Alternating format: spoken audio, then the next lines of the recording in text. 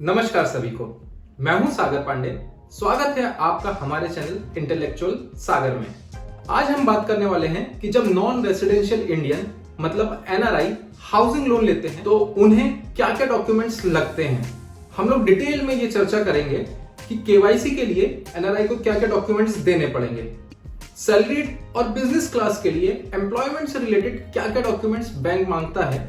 इसी के साथ साथ हम लोग बताएंगे कि एनआरआईज को इनकम प्रूफ के लिए क्या क्या डॉक्यूमेंट सबमिट करने पड़ते हैं। और एंड में हम लोग बात करेंगे एनआरआईज के लिए एक बहुत ही इंपॉर्टेंट डॉक्यूमेंट जिसका नाम है पीओए मतलब पावर ऑफ अटॉर्नी के बारे में। और वीडियो के एंड में मेरी तरफ से आपके लिए कुछ टिप्स रहेंगी जो एनआरआईज को इंडिया में हाउसिंग लोन लेने के लिए काफी बेनिफिशियल रहेगी। तो वीडियो को स्टार्टिंग से एंड तक जरूर देखिए ताकि आपसे कोई इंपॉर्टेंट पॉइंट मिस ना हो जाए। और अगर वीडियो पसंद आए तो इसे लाइक और शेयर भी करें। आपकी किसी भी प्रकार की क्वेरीज और डाउट को कमेंट सेक्शन में पूछना ना भूलें। और यदि आप हमसे जुड़ना चाहते हैं तो हमारे चैनल को सब्सक्राइब करें और बेल आइकन पर क्लिक करके ऑल दबाएं। बिना देरी करें आइए टॉपिक शुरू करते हैं। तो सबसे पहले हम बात करते हैं कि केवाईसी डॉक्यूमेंट्स क्या क्या लगेंगे जब non residential Indian housing loan के लिए बैंक में अप्लाई करेगा। तो सबसे पहले आपको होम लोन का एक एप्लीकेशन फॉर्म मिलेगा जिसको आपको पूरी तरह अच्छे से भरना रहेगा। इसके साथ ही आपकी पासपोर्ट साइज 2 फोटोज लगेंगी, आपके आधार और पैन कार्ड की कॉपी लगेगी और जो आपका पासपोर्ट है उसके स्टार्टिंग के 4 पेज की कॉपी लगेगी और साथ ही साथ जहां पे वीजा स्टैंप है उसकी भी कॉपी आपको बैंक में सबमिट करनी पड़ेगी। इसके बाद बैंक आपका रेसिडेंशियल प्रूफ भी मांगेगा। रेसिडेंशियल प्रूफ दोनों जगह का मांगेगा, इंडिया का और फॉरेन का भी। तो अब्रॉड में जो भी आपका रेंट एग्रीमेंट या यूटिलिटी बिल रहेगा उसको as a residential proof bank accept कर लेगा। तो ये तो रहे केवाईसी डॉक्यूमेंट्स। आइए बात करते हैं अब एम्प्लॉयमेंट या बिजनेस से रिलेटेड डॉक्यूमेंट्स और इनकम प्रूफ से रिलेटेड डॉक्यूमेंट्स क्या क्या लगते हैं जब एनआरआई हाउसिंग लोन के लिए अप्लाई करता है। तो इसमें 2 कैटेगरीज होती हैं, एक होता है सैलरीड बोरोवर और एक होता है बिजनेसमैन या सेल्फ एम्प्लॉयड बोरोवर। तो सबसे पहले हम सैलरीड बोरोवर की बात करेंगे। जो भी बोरोवर सैलरीड होते हैं और वो अब्रॉड जाके जॉब कर रहे हैं तो उनका एक कॉन्ट्रैक्ट होता है अपनी कंपनी के साथ। तो उस कंपनी के कॉन्ट्रैक्ट की कॉपी बैंक को सबमिट करनी पड़ेगी।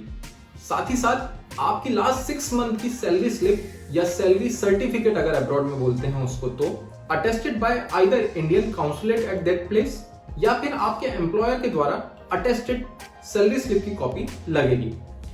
आपके एम्प्लॉयर ने आपको जो आई कार्ड प्रोवाइड किया है या फिर एम्प्लॉयमेंट सर्टिफिकेट जिससे ये प्रूफ हो कि आप कितने समय से वहां पर जॉब कर रहे हैं, दैट मींस अब्रॉड में जॉब कर रहे हैं, इसका पता चल सके, इसके भी कोई प्रूफ की कॉपी लगेगी। यदि आप उस देश में पहले कोई और जॉब कर रहे हो तो प्रीवियस एम्प्लॉयमेंट की डिटेल भी बैंक आपसे मांगेगा। और एंड में आपको अपने सैलरी अकाउंट, दैट मींस कि जिस अकाउंट में आपकी सैलरी क्रेडिट होती है उस अकाउंट का एटलीस्ट लास्ट 12 मंथ का स्टेटमेंट बैंक को जमा करना पड़ेगा। अब हम बात करते हैं कि बिजनेसमैन को अपने एम्प्लॉयमेंट या फिर अपनी इनकम प्रूफ के तौर पे बैंक क्या क्या डॉक्यूमेंट्स देने पड़ेंगे। तो सबसे पहले तो यदि आप कोई बिजनेस रन कर रहे हैं या फिर आप सेल्फ एम्प्लॉयड हैं तो वहां पे आपको एक वर्क परमिट अलॉट हुआ होगा, उसकी कॉपी बैंक आपसे मांगेगा। इसके बाद आप वहां जो भी बिजनेस कर रहे हो या फिर आप सेल्फ एम्प्लॉयड हो तो उससे रिलेटेड जो भी रजिस्ट्रेशंस उस देश में होते हो उसकी रजिस्ट्रेशन की कॉपी बैंक आपसे मांगेगा।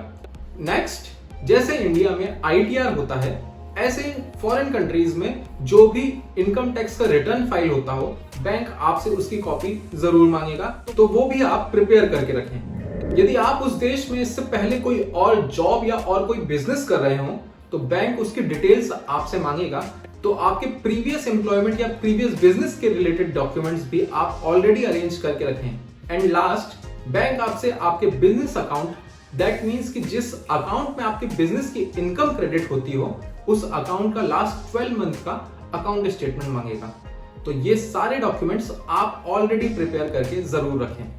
आइए अब डॉक्यूमेंट्स की नेक्स्ट कैटेगरी की बात करते हैं जो कि है प्रॉपर्टी रिलेटेड डॉक्यूमेंट्स। यदि आप एनआरआई हैं और इंडिया में आप कोई प्रॉपर्टी ले रहे हैं तो प्रॉपर्टी मेजरली 2 टाइप की होती हैं, या तो वो अंडर कंस्ट्रक्शन होगी या फिर वो रेडी बिल्ट होगी। तो हम एक एक करके दोनों टाइप की प्रॉपर्टीज के बारे में चर्चा करेंगे। यदि एचएलएनआरआई अंडर कंस्ट्रक्शन फ्लैट के लिए लिया जा रहा है तो उसके लिए क्या क्या डॉक्यूमेंट्स रिक्वायर्ड रहेंगे। सबसे पहले तो आप जिससे भी वो under construction flat, under construction house ले रहे हैं, उसके साथ कोई एक एग्रीमेंट या सेल डीड करेंगे, तो वो ओरिजिनल सेल डीड या एग्रीमेंट बैंक को रिक्वायर्ड रहेगा। इसके साथ ही उस प्रॉपर्टी के लास्ट 30 इयर्स के ओरिजिनल डॉक्यूमेंट बैंक आपसे जरूर मांगेगा, इन केस आप किसी को कॉन्ट्रैक्ट देके अपना घर बनवा रहे हैं। यदि आप किसी बिल्डर से घर ले रहे हैं तो उसके लिए बैंक लास्ट 30 इयर्स के डॉक्यूमेंट्स नहीं मांगेगा। इसके बाद आप जो अंडर कंस्ट्रक्शन फ्लैट ले रहे हैं या अंडर कंस्ट्रक्शन हाउस ले रहे हैं या अपना घर किसी को कॉन्ट्रैक्ट देके बनवा रहे हैं, तो उससे रिलेवेंट जितनी भी परमिशंस होती हैं या जितने भी एनओसीज होते हैं, तो बैंक उसकी कॉपी जरूर मांगेगा। और साथ ही साथ जो घर आप बनवा रहे हैं या जो अंडर कंस्ट्रक्शन हाउस आप ले रहे हैं, उसका अप्रूव प्लान भी बैंक आपसे जरूर मांगेगा। तो ये डॉक्यूमेंट्स आप अपने पास पहले से ही अरेंज करके रखें। इन केस यदि आप किसी को कॉन्ट्रैक्ट देके अपना घर बनवा रहे हैं या किसी बिल्डर से आप अंडर कंस्ट्रक्शन फ्लैट ले रहे हैं, तो बिल्डर या फिर कॉन्ट्रैक्टर आपको एक कॉस्ट एस्टिमेट देगा, तो बैंक वो भी आपसे मांगेगा, क्योंकि उसके अंदर किस किस स्टेज पे कितना कितना खर्चा आएगा ये डिफाइन रहता है। तो बैंक जब भी फर्दर डिसबर्समेंट करेगा, उस कॉस्ट एस्टिमेट के हिसाब से ही डिसबर्स करेगा। तो ये भी आप अपने कॉन्ट्रैक्टर या बिल्डर से पहले से ही लेके रखें। आइए अब हम बात करते हैं, यदि एनआरआई इंडिया में रेडी बिल्ट फ्लैट या हाउस ले रहा है तो उन्हें क्या क्या डॉक्यूमेंट्स रिक्वायर्ड रहेंगे। जिस तरीके से आपको अंडर कंस्ट्रक्शन हाउस में बताया था, उसी तरीके से यहाँ पे भी आपको सेल एग्रीमेंट या सेल डीड की ओरिजिनल कॉपी बैंक को सबमिट करनी पड़ेगी।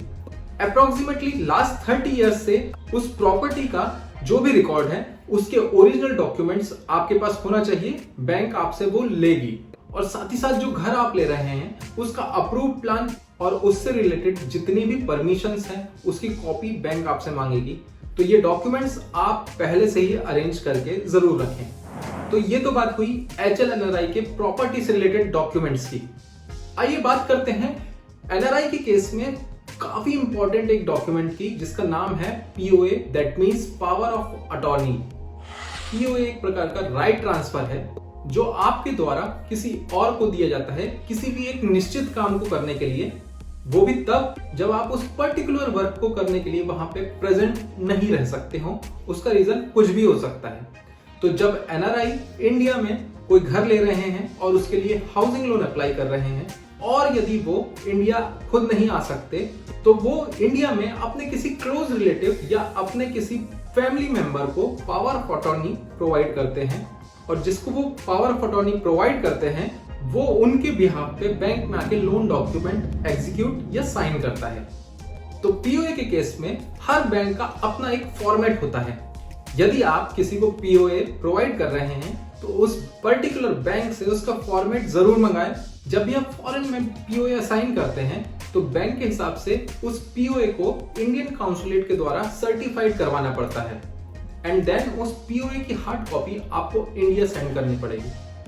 इंडिया में आने के बाद जिसको भी आपने वो POA दिया है, उसे उस पावर ऑफ अटॉर्नी को नोटराइज और रजिस्टर्ड कराना पड़ेगा, तभी वो बैंक में एक्सेप्टेबल रहेगा। यहाँ पे एक बात बहुत इंपॉर्टेंट है कि डिफरेंट बैंक के POA का फॉर्मेट डिफरेंट होता है। तो जिस भी बैंक से आप home loan for NRI avail कर रहे हैं, उनसे POA का फॉर्मेट जरूर मंगवाएं, ताकि आपके डॉक्यूमेंटेशन के दौरान कोई दिक्कत ना आए। आइए अब हम बात करते हैं कि कुछ और अदर इंपॉर्टेंट डॉक्यूमेंट्स रहते हैं जो कि HLNRI के केस में लगते हैं, उनके बारे में डिस्कस करते हैं। तो सबसे पहले जो डॉक्यूमेंट्स आपसे बैंक मांगेगा वो है सिबिल के अंदर आपकी रिपोर्ट में आने वाले लोन्स का डिटेल। यदि आपके ऑलरेडी कोई लोन चल रहे हैं तो उनके सैंक्शन लेटर और अकाउंट स्टेटमेंट अपने पास रखें, बैंक ये आपसे जरूर मांगेगा।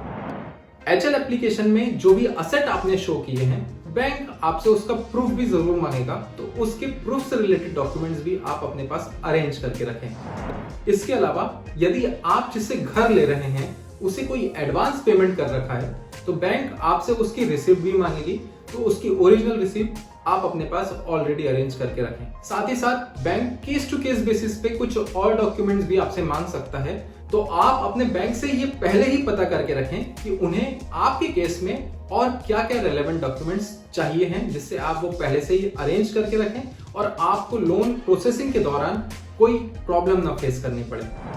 अब बात करते हैं टिप की।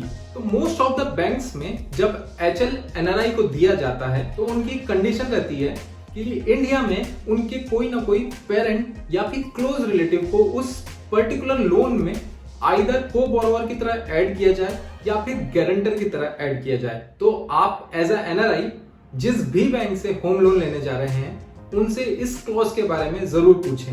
यदि आप जानना चाहते हैं कि एज अ को बोरोवर या एज अ गारंटर आपके क्लोज रिलेटिव या आपके पेरेंट्स को जब ऐड किया जाएगा तो उनके लिए क्या क्या डॉक्यूमेंट रिक्वायर्ड रहते हैं, तो आप आई बटन में मिलने वाले वीडियो के लिंक पे क्लिक करें। उस वीडियो में हमने डिटेल में डॉक्यूमेंट्स के बारे में चर्चा की है, तो आपके सारे डाउट्स वहां से क्लियर हो जाएंगे।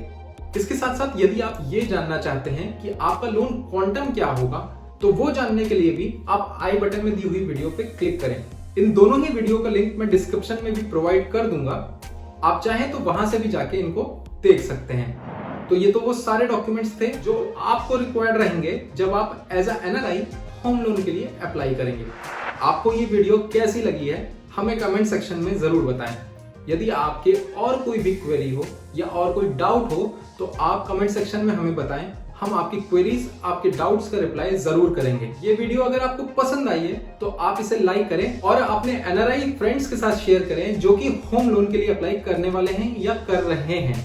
हम इसी तरह लोन और पर्सनल फाइनेंस पे वीडियो लाते रहते हैं। यदि आप भी हमसे जुड़ना चाहते हैं तो हमारे चैनल को सब्सक्राइब करें, बेल आइकन क्लिक करें और ऑल पे क्लिक करें। मिलते हैं आपसे किसी नए दिन किसी नए टॉपिक के साथ। तब तक के लिए नमस्कार।